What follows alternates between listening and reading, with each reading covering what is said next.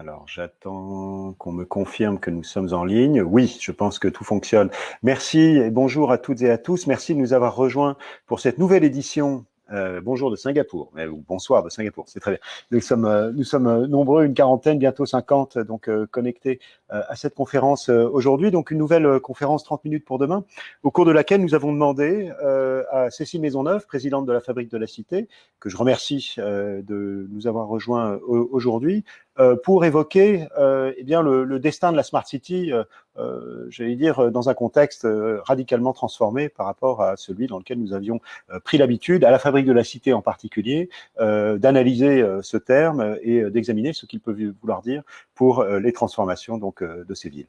Alors le petit argument que nous avait proposé Cécile est le suivant, c'est avec le concours de celles et ceux qu'on nomme eh bien, les invisibles, que nos infrastructures et la satisfaction de nos besoins essentiels se maintiennent. La Smart City, elle, dont on a beaucoup parlé et qui se présentait comme l'horizon prospectif, disons, souvent de nos villes, se trouve aujourd'hui questionnée. Et Cécile donc, va nous expliquer pourquoi la Smart City eh bien, ne passe peut-être pas le test de la résilience, ou en tout cas ne se situe peut-être pas en première ligne au moment de maintenir et de remettre en ordre de marche nos villes, alors même qu'elle pourrait beaucoup dans la gestion des épreuves récentes. Un mot de la Fabrique de la Cité, c'est un think tank qui est dédié à la prospective et à l'innovation urbaine. La Fabrique de la Cité anime un vaste réseau international et interdisciplinaire d'experts et produit des études sur les grandes questions urbaines, le plus souvent dans une approche comparative entre les grands territoires et les grandes métropoles sur des sujets comme la congestion, le financement de la mobilité dans un monde post-carbone, les territoires, la relation entre territoires et métropoles, les grands projets, la démocratie, la résilience, ou encore précisément le concept de Smart City de la Cité s'attache à éclairer ces jours-ci. Cécile, bienvenue et merci encore de nous accorder un peu de ton temps pour évoquer ce beau sujet. On va faire comme d'habitude, je vous invite tous, membres de l'audience, à poser vos questions sur le chat. Je me chargerai à la fin de l'intervention de Cécile de les rassembler et de les lui poser et de me faire ainsi votre porte-parole. Merci, je vous laisse à présent avec Cécile. Merci Mathieu, merci beaucoup de cette invitation. Bonjour à tous, moi je suis très heureuse de vous retrouver, j'espère que vous allez bien, où que vous soyez, puisque j'ai compris que Singapour était avec nous également. Je suis très heureuse de partager ces quelques réflexions avec vous et voyez-les comme telles. Comme le disait Mathieu, nous travaillons de longue date à la Fabrique de la Cité sur la Smart City, sur ce que signifie ce concept, cette démarche. Et il m'a semblé qu'aujourd'hui, c'était intéressant de revenir à la fois sur nos attentes vis-à-vis de cette Smart City, et puis de la mettre en contexte, puisque on est dans une crise plongée dans le ici et maintenant, et après tout, peut-être ne serait-il pas inutile de se demander ce que aujourd'hui et maintenant, ici et maintenant, pardon, la Smart City peut faire dans la crise dans laquelle nous sommes plongés. Donc, les travaux que je vais partager avec vous sont plus particulièrement le fruit de plusieurs projets que nous menons depuis quelques mois à la Fabrique de la Cité. Un premier projet mené en partenariat, peut-être nous a-t-il rejoint avec Raphaël Languillon-Haussel, qui est chargé de recherche senior à la Fabrique de la Cité, par ailleurs spécialiste de la Smart City, et avec lequel nous avons beaucoup travaillé sur les approches culturelles et politiques de la Smart City. Et notamment, nous étions à Abu Dhabi, lorsqu'on pouvait encore voyager au début du mois de février, où se tenait le Forum urbain mondial. Et nous avions organisé une table ronde sur précisément les approches culturelles de la Smart City. Nous avions fait un tour du monde entre l'Afrique, je ne sais pas si Sename Kofi, j'ai vu son nom dans la liste des inscrits, nous a rejoint, la Méditerranée avec Hugues Parent également inscrit, directeur général d'Euroméditerranée. Nous avions parlé de la Smart City indienne et de la Smart City, des Smart Cities en Europe et dans les Amériques. L'autre travail qui va percer à travers les propos que je vais tenir, c'est un travail que nous sommes en train de mener sur la gouvernance des données et sur le partage des données qu'on a placé sous l'égide du terme de Data Trust, et ça va faire partie des sujets que je vais partager avec vous. Donc, pour évoquer tous ces sujets, je vais partager une une présentation qui nous permettra d'avoir un support visuel dont nous pourrons discuter ensuite. Voilà, alors bon, vous l'avez compris, le terme se veut un petit peu provocateur et dépasse largement cette seule question. Alors d'abord, je vais revenir sur quelque chose que vous connaissez bien. Ces images sont désormais très familières. Ces images qui auraient paru totalement dystopiques voici quelques semaines nous sont désormais tristement familières, si je puis dire. Ça, ce sont 4 photos prises entre le 22 et le 24 mars de Hyderabad, en haut à gauche. Vous aurez connu Times Square, c'est Santiago du Chili qui se situe en bas à gauche, et puis bien sûr Rome. Alors, il y a bien des manières de commenter ces images. Moi, le commentaire que j'ai envie d'en faire, c'est que ce qui a disparu avec la crise du coronavirus, c'est le rôle de nos villes comme commutateurs d'échelle. Il n'y a plus qu'une échelle valide aujourd'hui, c'est l'échelle hyperlocale. Alors, c'est l'échelle hyperlocale, ça dépend des distances. Il y a des villes, alors nous, en France, on peut parcourir maximum 1 kilomètre au-delà de notre domicile. Il y a d'autres pays où la législation est différente. Mais voilà que c'est la seule échelle de mobilité qui nous est conservée. La connexion centre-périphérie a largement disparu, sauf pour les transports en commun qui continuent de fonctionner au ralenti. La connexion interurbaine également. Quant à la connexion internationale, avec la fermeture de frontières de nombreux pays, elle est quasi inexistante. Donc les villes ont perdu ce rôle de commutateur d'échelle, et si j'insiste là-dessus, c'est que le lien entre crise sanitaire et crise de la mobilité est consubstantiel. Nos anciens l'avaient compris, les épidémiologistes modernes l'ont modélisé. La mobilité étant un agent de propagation des virus, lorsqu'on veut stopper une contagion, on stoppe la mobilité. Et on l'appelle dans différents langages confinement, lockdown, aislamiento, on parle bien dans tous les cas de ce que, là encore, on pratiquait dès le Moyen Âge, à savoir la quarantaine. Et finalement, j'ai envie de dire, derrière ces politiques de confinement qui visent ni plus ni moins qu'à supprimer ou à réduire au minimum les flux de mobilité, eh bien, on est revenu à des pratiques très traditionnelles. Je parlais de la quarantaine, et quand, lorsque le confinement a été décrété, les gens se sont soit rués hors des villes, 17%, je le rappelle, des Parisiens, soit se sont enfermés. Ce sont exactement les mêmes modalités qui étaient mises en œuvre dans les villes du Moyen Âge. Soit alors on enfermait les gens dans ce qu'on appelait des lazarets, soit on leur demandait de quitter la ville. Là, on l'a fait en exerçant notre libre arbitre. Finalement, les techniques n'ont pas tellement changé. Alors, vous voyez, par exemple, ce que ça donne appliqué aux villes américaines. J'ai choisi ce graphe parce que je le trouve extrêmement parlant. Je parlais tout à l'heure des politiques de confinement comme visant à supprimer ou à réduire au minimum les flux de mobilité. C'est bien dans cette situation que nous nous trouvons aujourd'hui.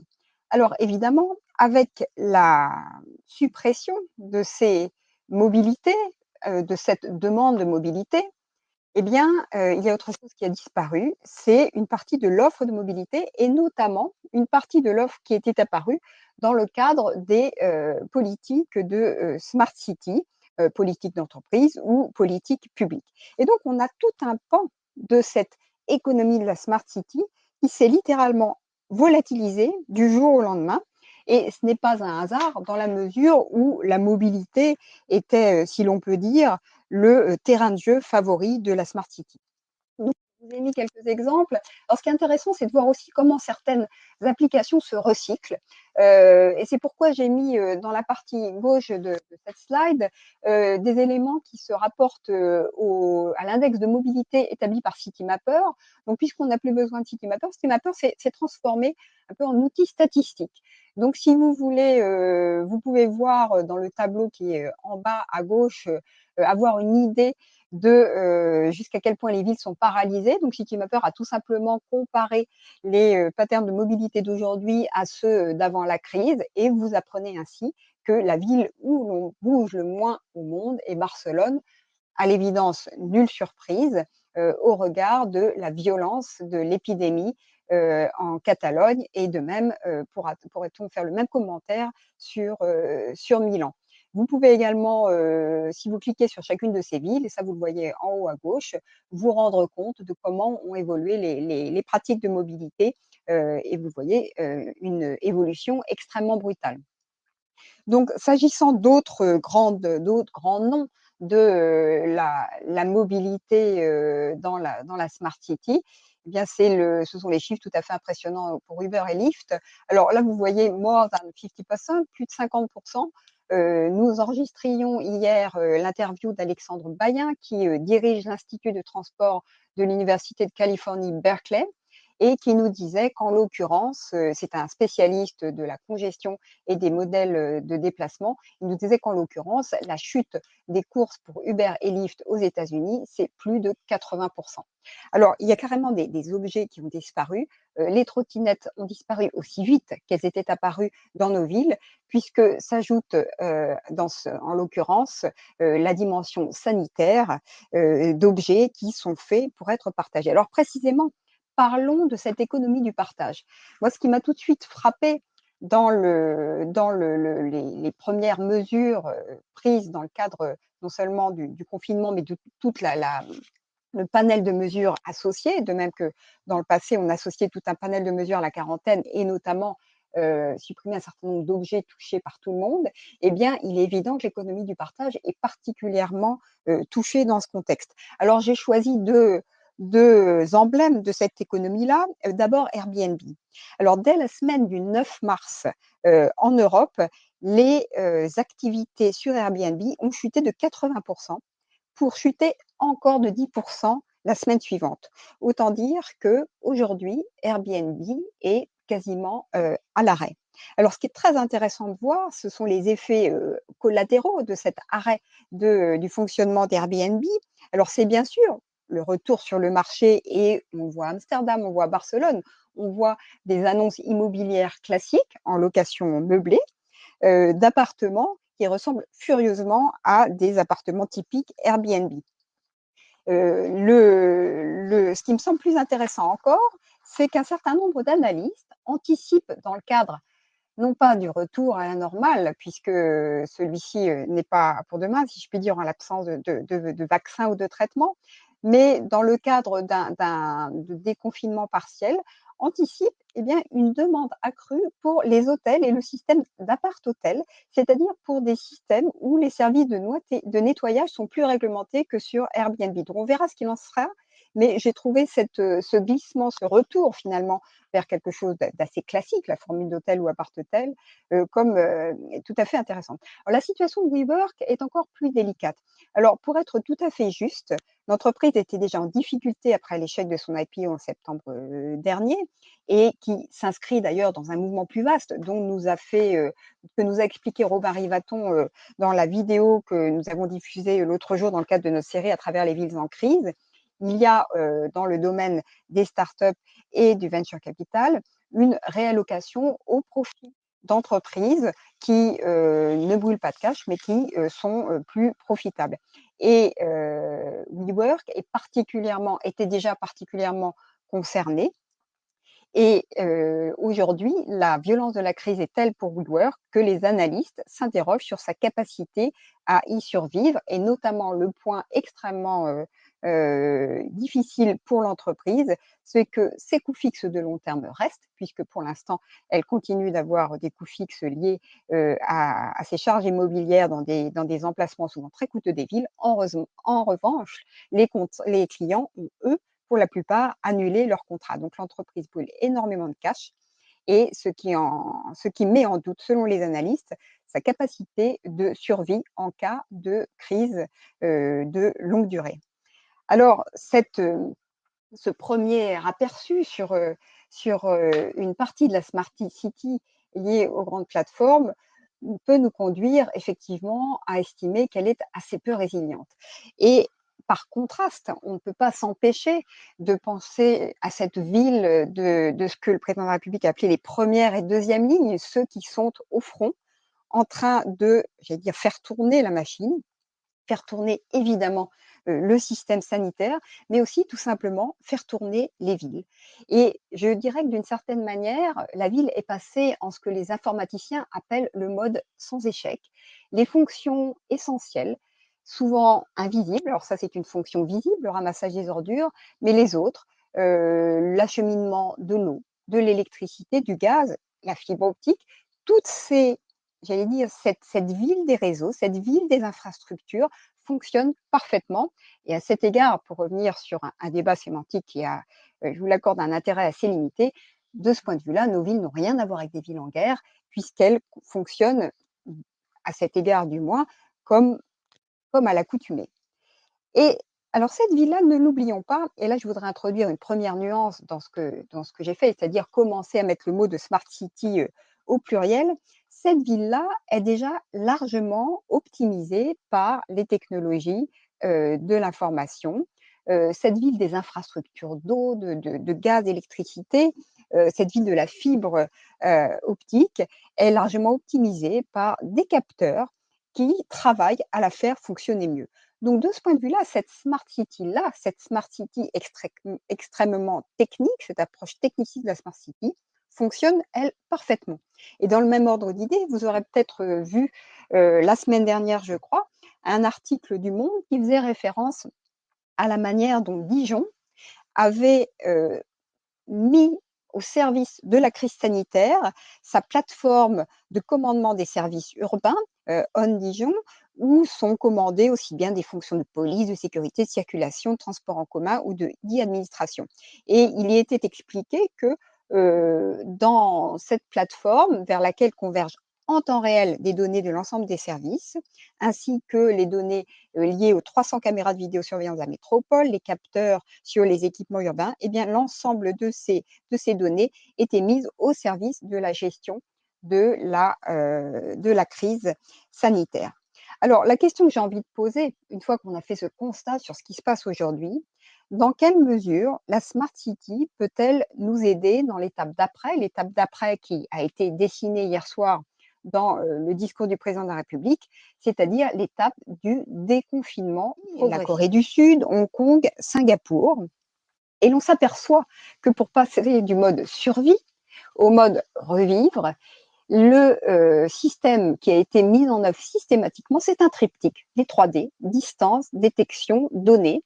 Et c'est ainsi que se sont organisées les politiques, non pas enfin, les politiques, oui, de tentative de suppression du virus, mais dans un premier temps, les politiques pour faire en sorte qu'on puisse vivre avec le virus, qui est bien ce qui va nous arriver à partir du 11 mai. Me frappe, et c'est, j'y faisais allusion tout à l'heure en parlant de la quarantaine, et c'est un écho à un article que vous trouverez sur le site de la Fabrique de la Cité. C'est que finalement, dans cette crise, on réactive des pratiques extrêmement anciennes, la quarantaine, les distances, avec des pratiques low-tech, le masque, et là encore, on peut retrouver des exemples d'utilisation du masque à d'autres époques. Regardez les photos d'archives de la grippe espagnole il y a 100 ans, c'est tout à fait frappant.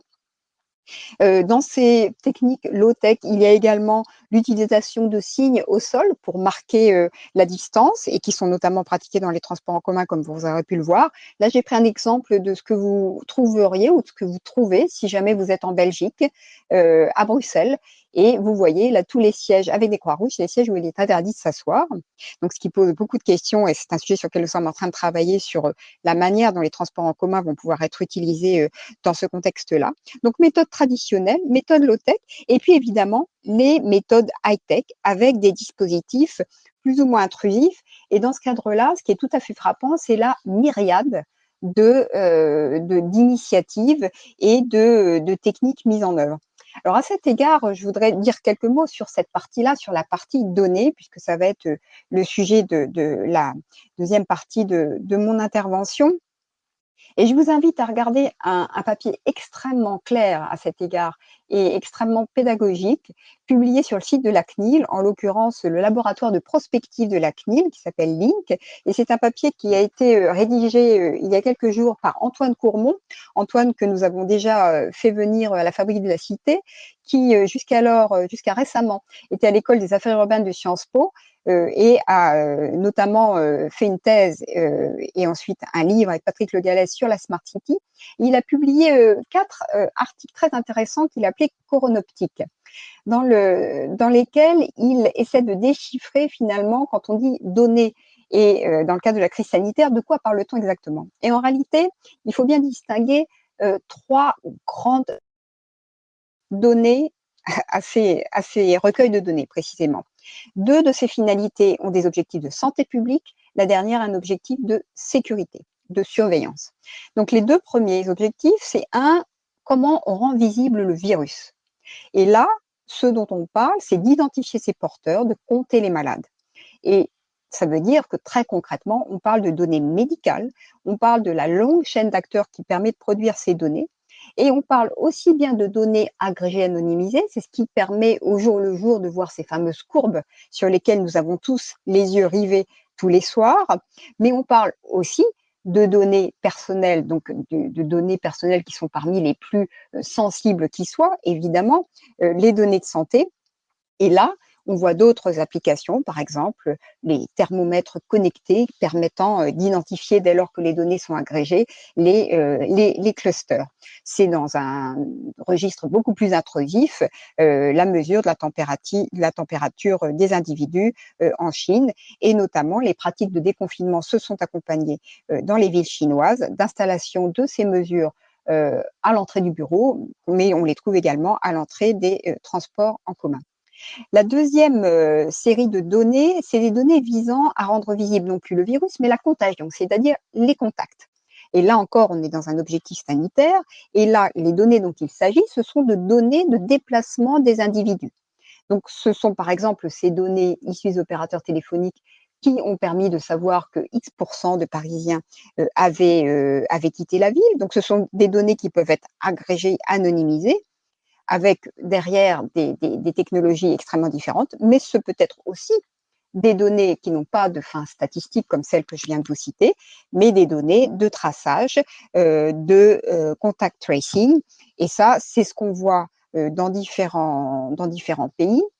Alors, on reparlera de la Chine, mais l'exemple, me semble-t-il, l'un des exemples les plus intrusifs, et je le cite parce qu'il est souvent cité en modèle, c'est ce qui se passe en Corée du Sud, où les leçons de la précédente pandémie ayant été âprement retenues, le système mis en place est extrêmement intrusif. Donc, pour vous en donner quelques éléments, donc le Korea Center for Disease Control and Prevention peut demander des informations à toutes les administrations, aux banques, aux opérateurs de télécom, des informations également sur les caméras de surveillance dans la ville, les historiques de localisation de smartphones, peut recueillir toutes ces informations sur les individus, donc on n'est pas du tout dans des données anonymes, et tout cela est consigné dans un registre public où se trouve la nationalité de la personne, son sexe, son âge, lieu de visite médicale, sa date éventuelle de contamination,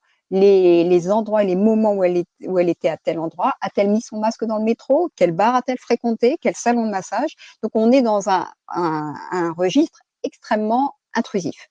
À l'opposé, et je pense qu'il est important de le rappeler, à l'opposé, ce qu'a fait Singapour avec son application Trace Together avec la technologie Bluetooth, qui est un peu l'équivalent de ce que souhaiterait mettre en œuvre le gouvernement avec Stop Covid, est une technologie beaucoup plus soft sur le registre de l'opt-in, du choix. Et d'ailleurs, une minorité de Singapouriens y ont recouru. Donc, on n'est pas du tout dans le même registre qu'en Corée. Alors, une fois qu'on a dit ça, comment est-ce que ces technologies peuvent être appliquées à d'autres contextes régionaux ou nationaux? Alors, évidemment, j'ai parlé de Singapour, de la Corée, j'ai fait allusion à la Chine, mais arrêtons-nous quelques instants sur la Chine. Alors, en réalité, en Chine, on est dans des technologies qui peuvent être utilisées pour la Smart City, mais on est dans quelque chose finalement de beaucoup plus classique, et c'est pour ça que j'ai fait référence au Panopticon.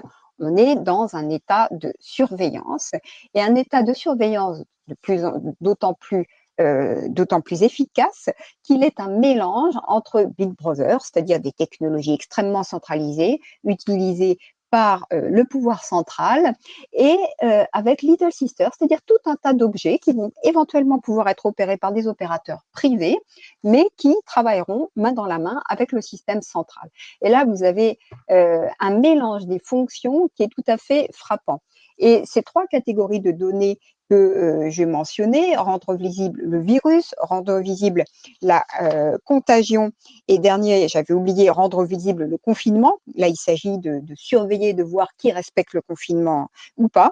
Et bien, ces trois catégories de données, dans le cas de la Chine, sont totalement, je veux dire, totalement mélangées. Et vous en avez un exemple assez troublant, extraordinaire, je vous mettrai l'adjectif que vous voulez, avec cet objet, ce véhicule robot que l'on peut trouver sur le site de l'Institut, qui a été créé sur technologie de Pékin. C'est à la fois un livreur, donc là, une fonction, j'allais dire, qui pourrait devenir classique de la Smart City, fonction de logistique urbaine, mais c'est également un outil de reconnaissance faciale, et donc le jeune homme que vous voyez est en train d'être identifié par le dit véhicule, et le dit véhicule pouvant même prendre la température de toute personne qui passe à proximité. Il n'y a même pas besoin de faire le geste volontaire. Donc on est là dans un mélange vous le voyez, de collecte de données à des finalités extrêmement diverses, qui sont très très loin, évidemment, des différentes nuances que j'ai essayé de dessiner en faisant référence à ce travail de la CNIL. Alors, si je prends l'exemple entre guillemets chinois, c'est pour rappeler cette évidence, et c'était bien le sujet de cette table ronde et des travaux que nous avons conduits avec Raphaël Languillon, c'est que n'oublions jamais que un capteur n'est pas seulement un capteur, c'est un outil technique, mais il est avant tout le fruit d'un contexte socio-culturel qui, dans le cas de la Chine, est particulièrement net. Donc, la question dans l'application de ce triptyque que j'évoquais tout à l'heure, ce triptyque distance, détection, données, c'est comment l'applique-t-on aux différents contextes nationaux, aux différents contextes locaux, sachant que par ailleurs, nous avons affaire à un virus mondial, et qu'il faut, pour pouvoir l'éradiquer, qu'il soit éradiqué partout. Donc on voit bien que la question qui surgit derrière, c'est comment mettre en œuvre des systèmes qui, dès lors qu'ils ne sont pas basés sur la coercition, comme c'est le cas sur le continent européen, où je citais tout à l'heure l'exemple de Singapour également, comment mettre en œuvre des systèmes qui inspirent suffisamment confiance pour être utilisés et jouer un rôle efficace dans la lutte contre le virus. Et là, me semble-t-il, nous sommes dans un cas où, face à une situation nouvelle, nous ne pouvons pas nous référer à des cas, à des références du passé. Il faut inventer une gouvernance nouvelle, il faut construire la confiance en essayant d'imaginer ce que pourrait être une autre gouvernance. Et là, c'est une idée que je souhaiterais partager avec vous, parce que je pense que nous devons, dans ces périodes compliquées, ne pas oublier le rôle de l'innovation. Et l'innovation, j'allais dire, politique, a également un très grand rôle à jouer. Il me semble que la mise en œuvre de ce triptyque a beaucoup plus de sens au niveau territorial, urbain, qu'au niveau national. Alors, elle a du sens, je l'écris à la fois pour des raisons opérationnelles. Quand vous regardez tous les acteurs de la chaîne qui nous intéressent, je parlais tout à l'heure de chaînes de production de données, sont présents à l'échelle locale, évidemment d'abord les professionnels de santé, mais également les opérateurs de mobilité, les élus, ceux qui nous représentent et qui ont la légitimité démocratique, les employeurs, les salariés. Et donc, cet écosystème d'acteurs existe d'ores et déjà. Deuxième raison pour laquelle, me semble-t-il, ce niveau territorial et urbain est le plus à même de créer la confiance, c'est pour des raisons juridiques. Comme vous le savez, la collecte de données personnelles est organisée en fonction d'un certain nombre de principes généraux, on pourra les rappeler, qui dominent, qui régissent le droit de la protection des données. Donc ces principes sont la finalité, il faut savoir pourquoi on collecte des données, la licéité, quelle est la base juridique qui le permet, la minimisation, le moins possible, la sécurité, évidemment, et également la transparence, et ça c'est un point extrêmement important, et enfin la proportionnalité étroitement liée au principe de minimisation. Or, par définition, si vous organisez les systèmes de recueil des données à une échelle locale, vous avez beaucoup plus de chances d'être dans une logique de minimisation et de proportionnalité par rapport à l'objectif. Troisième raison, j'aurais pu l'ajouter, pour laquelle cet échelon me semble plus à même de répondre à la question qui nous est posée avec la résolution de cette crise, c'est la dimension sanitaire. Nous le voyons bien, les courbes qui sont les plus intéressantes pour voir l'évolution du virus ne sont pas les courbes par pays, ce sont les courbes par région ou ce sont les courbes même par ville. Et les travaux notamment qui sont menés sur l'observatoire du coronavirus du grand continent, que je vous invite à regarder, font particulièrement apparaître ces dynamiques infranationales. Pour comprendre, par exemple, en Europe, comment la pandémie se répand, c'est évidemment à cet échelon-là qu'il faut regarder et pas du tout à l'échelon national. Donc ce niveau-là me semble particulièrement intéressant pour créer, et vous voyez ce schéma en arrière-plan, pour créer des écosystèmes de confiance. Alors ce schéma est issu de travaux extrêmement intéressants de l'agence d'innovation britannique Nesta sur, je le citais tout à l'heure, la notion de data trust. Quelle est l'idée?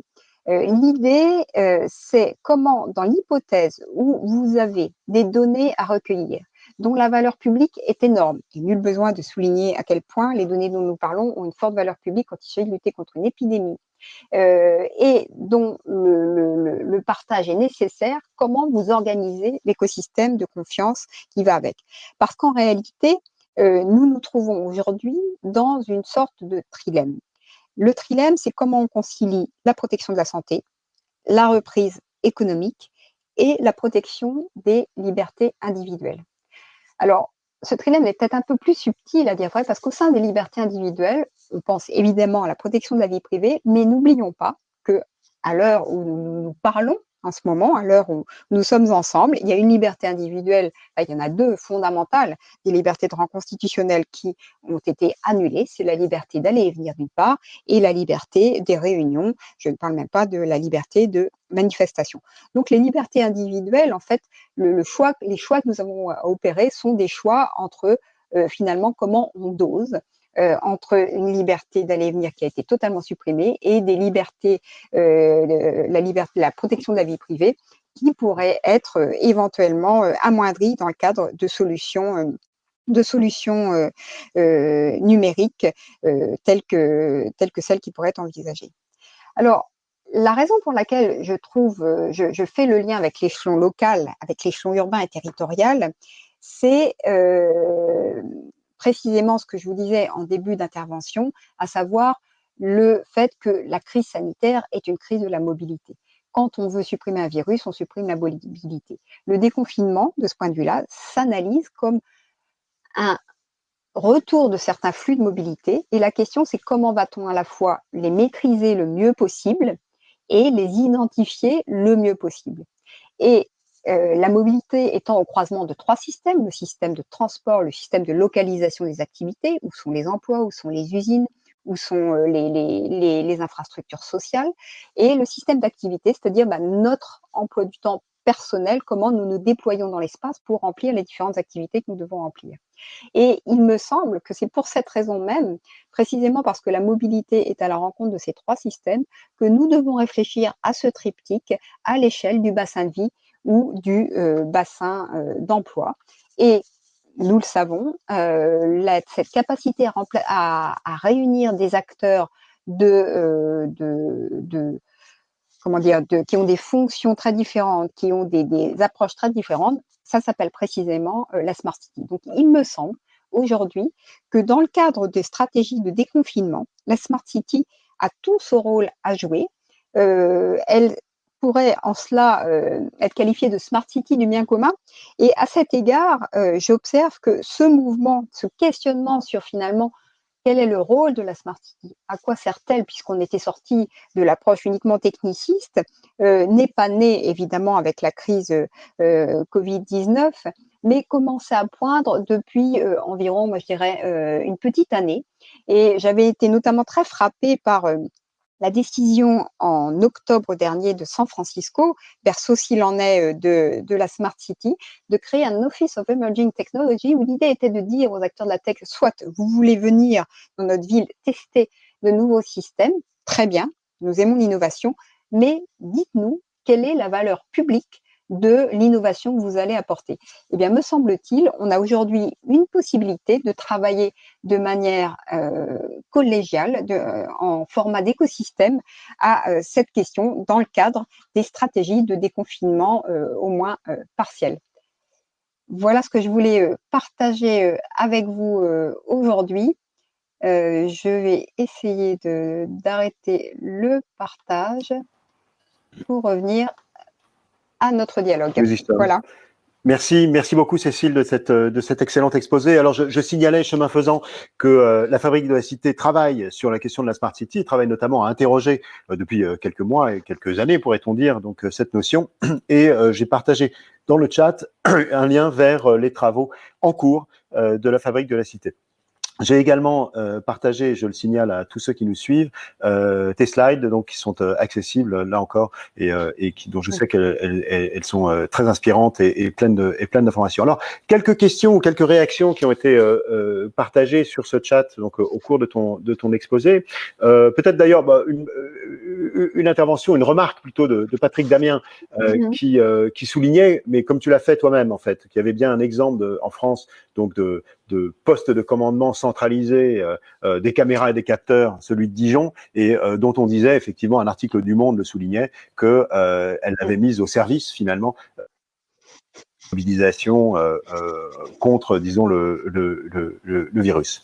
Un autre aspect de la Smart City qui a peut-être été un tout petit peu moins développé dans ton exposé, c'est aussi que on voit depuis longtemps le numérique. Une des composantes de la Smart City, ce serait celle de mettre en capacité, disons, les foules, pour ainsi dire, les citoyens, à s'organiser. À mettre en réseau donc des acteurs qui ne sont pas forcément des acteurs traditionnels de l'infrastructure ou de la ville, voilà. Et ça, il me semble que des municipalités comme la ville de Paris, qui a développé justement un réseau d'associations et d'initiatives solidaires autour d'un portail qui s'appelle Je m'engage, ou encore qu'on pense aussi tout simplement à la réserve civique, qui mobilise aussi des Français donc en faveur de projets solidaires. Quel te semble pouvoir être l'apport finalement de ces initiatives-là à la lutte contre la crise? En fait, quand j'évoquais tout à l'heure l'écosystème d'acteurs, à l'évidence, les citoyens en font partie. J'ai cité le bassin d'emploi, mais j'ai aussi cité le bassin de vie. Pour être très concrète, la question qui va nous être posée à partir du 11 mai, c'est comment on fait pour reprendre une vie la plus normale possible en l'absence, parce que c'est bien un triptyque, hein, il y a les données, la distance et la détection. On sait tous que des moyens de détection massive, comme par exemple ceux mis en œuvre en Corée, donc la Corée a été très loin dans tous les domaines, y compris celui-ci, nous ne les aurons pas. On l'a bien compris, ça a été dit d'ailleurs très clairement hier soir par le président de la République. Et me semble-t-il, pour compenser ces éléments qui vont nous manquer, je pense qu'il va falloir absolument créer de multiples écosystèmes d'acteurs. Donc, pour certains, l'objectif, ça va être comment je suis patron d'une usine, comment est-ce que je remets en toute sécurité les personnes que j'emploie au travail pour sortir des dispositifs de chômage partiel, comment est-ce qu'on va organiser ça de manière à ce que tout le monde soit en confiance. Eh bien, ça va s'organiser pas seulement entre l'opérateur de mobilité, l'employeur, la ville, je ne sais pas quel niveau de collectivité territoriale, mais évidemment aussi, par exemple, avec des associations d'usagers de transport en commun. Par exemple, avec des associations de parents d'élèves, que sais-je, parce qu'on va devoir partager beaucoup d'informations. Pour lutter contre ce virus, il y a évidemment donné beaucoup d'informations à des systèmes très centralisés, mais on peut aussi concevoir que l'information pourra être partagée dès lors qu'on y aura consenti et dès lors qu'il n'y aura pas d'usage abusif pour discriminer ou contre les personnes, pour créer la confiance. Parce que le sujet, c'est de créer la confiance dans un monde où on va nous demander spontanément de considérer que nous-mêmes, nous sommes dangereux pour les autres et que les autres sont dangereux pour nous. Donc il faut compenser ça par précisément, tu le disais, par des systèmes, moi, que je crois assez fourmillants. Je ne crois pas du tout à un système très centralisé qui peut fonctionner dans des contextes où, par exemple, peut-être aussi pour certaines catégories d'âge. Il y a des catégories d'âge beaucoup plus menacées, je pense aux populations les plus âgées. Mais s'agissant de faire repartir la vie et remettre en marche des bassins de vie ou d'emploi, je crois beaucoup plus à des systèmes multi-acteurs dans lesquels les citoyens devront évidemment jouer un rôle absolument majeur. Merci pour cette précision. Une question d'Olivier Tridon qui porte, elle, plutôt sur, au fond, précisément, qui aura le lead en quelque sorte sur la façon dont, eh bien, on pourra recommander et installer du smart entre guillemets et du numérique dans les villes. Est-ce que ce seront je dirais, les acteurs de la technologie qui sont porteurs d'offres digitales, ou est-ce que ce seront précisément ces acteurs de deuxième ligne qui agissent dans les villes d'aujourd'hui et qui sont probablement plus proche entre guillemets des usages. On peut se poser la question. On assiste déjà à une certaine, non pas une concurrence, mais un foisonnement d'initiatives. Pour répondre à cette question, j'observe, tu citais la ville de Paris, mais j'observe que la semaine dernière, la ville de Paris, en tant que ville, a proposé une stratégie de déconfinement, où on retrouve d'ailleurs ces différents éléments. J'observe par ailleurs, pour rebondir sur les termes de la question posée, que quand même Alphabet et Apple se sont associés pour travailler à une solution également. C'est quand même assez historique pour être signalé. Mais j'observe également que à un niveau très très très local, et tu en parlais, peut-être peut-on penser, je ne sais pas moi, Île-de-France Mobilité. Un opérateur absolument essentiel pour faire fonctionner la région Île-de-France, 12 millions d'habitants, 3% du territoire, mais 30% du PIB, hein, à l'heure où on parle d'une chute du PIB pour 2020 d'au moins 10%, au moins. Je pense que ça fait partie des grands acteurs qui vont forcément être au cœur et de manière générale les opérateurs de mobilité, puisque cette crise sanitaire est aussi par définition une crise de la mobilité, vont avoir, me semble-t-il, un rôle absolument décisif à jouer. Plus encore, si on prend en compte un élément fondamental, je parlais tout à l'heure de la mise en œuvre des techniques de distanciation dans les transports en commun. Ça va vouloir dire, alors ça va être difficile sur certaines lignes parisiennes, une augmentation de la fréquence bien plus forte, puisque vous mettrez beaucoup moins de gens dans les rames par définition. Donc soit on va avoir un retour en force de l'automobile, regardez ce qui se passe en Chine, hein. Les Chinois se ruent sur les automobiles pour précisément pratiquer la distanciation physique, soit on va devoir aller vers des systèmes où les opérateurs de mobilité et de transport en commun seront dans la boucle. Très bien. Tu en viens d'en parler. Hein, tu as évoqué Alphabet et Apple qui se sont effectivement associés pour développer une plateforme technique qui peut être utile au tracing donc des individus. On voit qu'il y a d'autres actions donc des grandes entreprises du numérique dont on sait que le rôle joué en ville est aujourd'hui examiné avec un œil plus critique, notamment des populations. On pense à l'exemple de Toronto et à la façon dont Google intervient donc sur ces projets d'urbanisme numérique, si on peut dire, en tout cas, ou enfin bien concret également, et reçu quelquefois avec soupçon. Est-ce que en mettant par exemple leurs données de fréquentation de lieux à un Google Maps ou Facebook aussi jouent leur rôle et quelles seraient finalement leurs intentions? Est-ce que c'est une façon de faire de la communication au fond tout simplement ou de fonder une vraie data philanthropie qui pourrait justement conférer un nouveau rôle secondaire, disons, à ces acteurs et leur trouver toute leur place dans la gestion de ces crises? Je pense que les deux ne sont pas incompatibles. On voit bien qu'un certain nombre de ces grandes marques de la tech essayent d'occuper le terrain qualifié de philanthropique. Je pense par exemple Uber Medix tout de suite, donc comment Uber a marketé le fait que tout simplement ils ne prenaient pas leur commission sur les courses Uber faites par des personnels soignants. Ça s'appelle Uber Medix. Je pense également à l'initiative d'Airbnb en partenariat avec le ministère du Logement pour permettre aux personnes qui le souhaitent de mettre à disposition leur logement pour le personnel soignant en passant par la plateforme Airbnb. Donc, il est évident que la plupart des grands noms de la tech essayent de jouer leur rôle dans cette crise, ce qui correspond aussi à ce qu'était leur discours d'avant-crise. Hein. On voyait un discours tout en nuances. À la fois, j'étais capable de faire des recours à Bruxelles et en même temps de dire je suis le partenaire des villes, par exemple.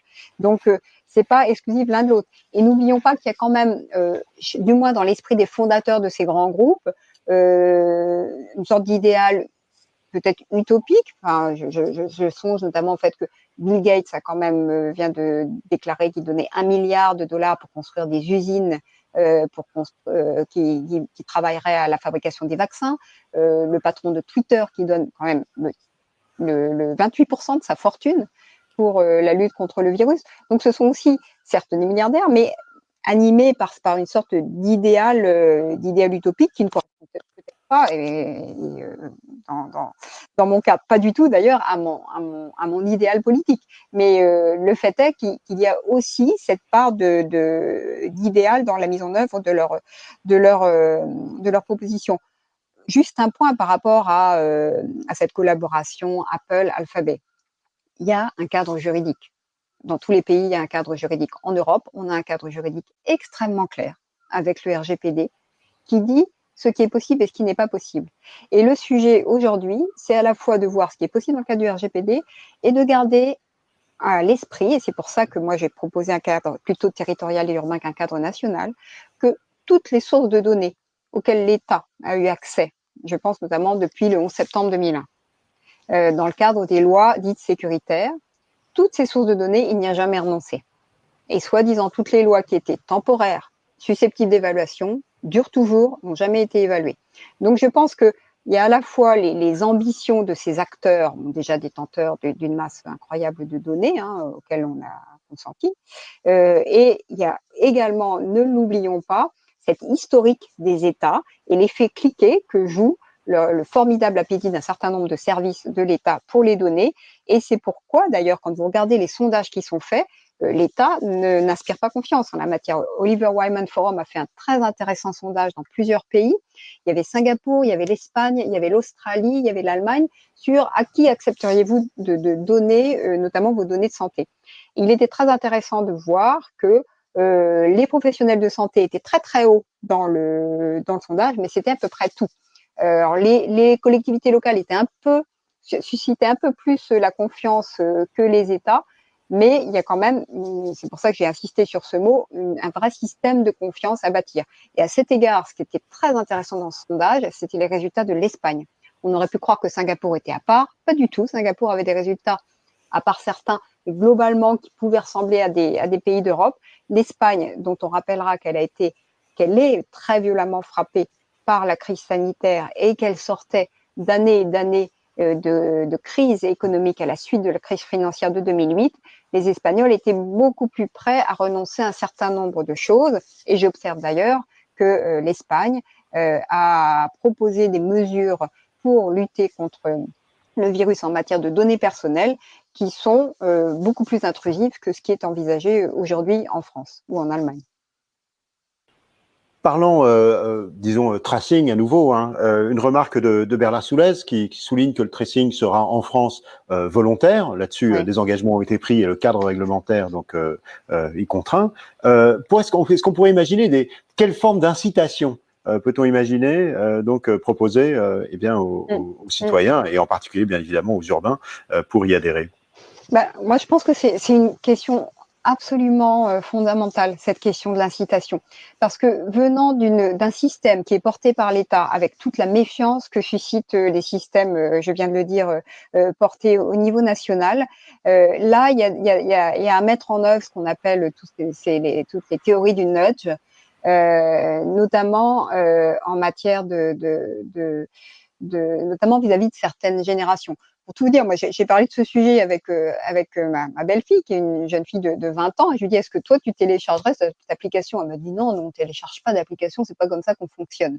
Alors, elle est en école d'ingénieur informatique, et donc, je pense qu'il va falloir, dans le cas de cette application, peut-être, moi je ne sais pas, qu'on ait, je sais pas, un mois d'abonnement gratuit à je ne sais quelle autre application favorite des jeunes. Enfin, je veux dire, il va falloir être un peu intelligent, imaginer des choses.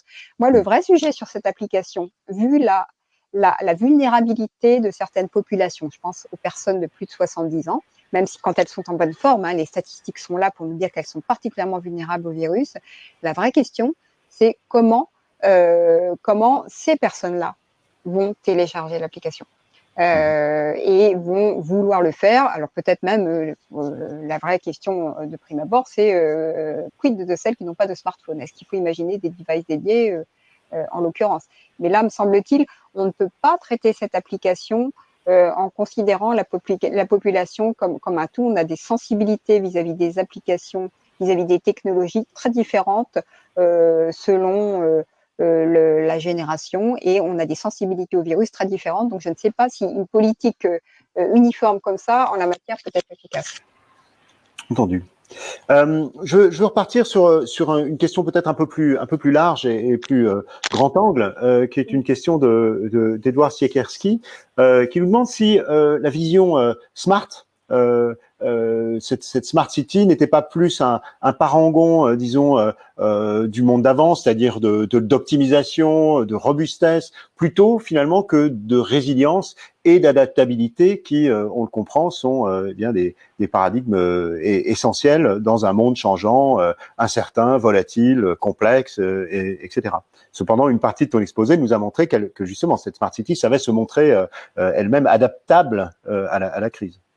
Je pense que déjà, alors moi je suis historienne de formation, les continuités de long terme, ça existe. Donc monde d'avant, monde d'après, c'est un langage qu'on ne prend pas trop quand on est historien. Je précise que ce sont les miens et pas ceux d'Edouard. Je ne veux pas embarquer là-dedans. Voilà. Ah bon. Alors on en reparlera ensemble, Mathieu. Non, mais je ne sais pas. Je ne sais plus quel dirigeant chinois qui disait il disait ça il y a 10 ans, hein, pour évaluer les effets de la Révolution française. Reparlons-en dans 200 ans. Donc effectivement, je pense que ces systèmes, quand même, si j'ai parlé de la ville essentielle, c'est bien pour montrer l'importance des systèmes robustes. Les ingénieurs aiment beaucoup ce mot. Quand on n'est pas ingénieur, moi au début, je ne comprenais pas de quoi on voulait dire exactement par robustesse, mais là, pour le coup, on voit ce que sont des infrastructures et des systèmes robustes, à l'évidence. De ce point de vue-là, je ne pense pas que la Smart City ait dit son dernier mot, parce que ce qui est robuste dans la Smart City, et moi c'est comme ça que c'est pas forcément l'utilisation des technologies, ce qui est robuste dans la Smart City, c'est la capacité à faire dialoguer ensemble et à réunir des acteurs qui ne se seraient pas réunis autrement. Or, comme je l'ai dit tout à l'heure, me semble-t-il, face à un problème absolument inédit, dont l'urgence est cruciale, l'urgence sanitaire, économique, sociale, on a besoin d'autres alliances d'acteurs. Et de ce point de vue-là, la Smart City, me semble-t-il, est ultra résiliente. Très bien. Peut-être une dernière réflexion un peu. Alors, je n'emploierai pas effectivement cette facilité de langage à nouveau, mais malgré tout, pour regarder donc l'horizon prospectif, qu'est-ce qui pourrait rester finalement de cette crise? Patrick Damien suggère que la relocalisation, dont on fait tout, enfin relocalisation, en tout cas de nos activités personnelles au moins, pourrait eh bien avoir un impact à long terme sur le raccourcissement, mettons, de la distance domicile-travail, ou sur les façons justement de travailler et de se déployer et déplacer sur un territoire. Édouard, à nouveau, lui, posait une question qu'il disait lui-même un peu brutale. Est-ce que la preuve, entre guillemets, qu'on peut se passer de certaines mobilités n'indique pas que certaines industries des mobilités, précisément, ne devraient pas revoir leurs objectifs pour pouvoir construire un monde plus durable. Au fond, voilà, en matière notamment de mobilité, qu'est-ce qui va rester de ces transformations? Alors, je trouve que c'est une question, enfin, ce sont des questions absolument majeures. Moi, j'ouvrirai que des pistes parce que je ne sais pas y répondre, hein. Et il y a une piste qu'on ouvrira d'ailleurs dans un papier qu'on va publier jeudi sur le télétravail. Je pense que on a attribué au télétravail des vertus qui ne sont pas les siennes. Tous les travaux sur le télétravail montrent bien qu'il ne faut jamais oublier que dans les déplacements, le domicile-travail, c'est minoritaire.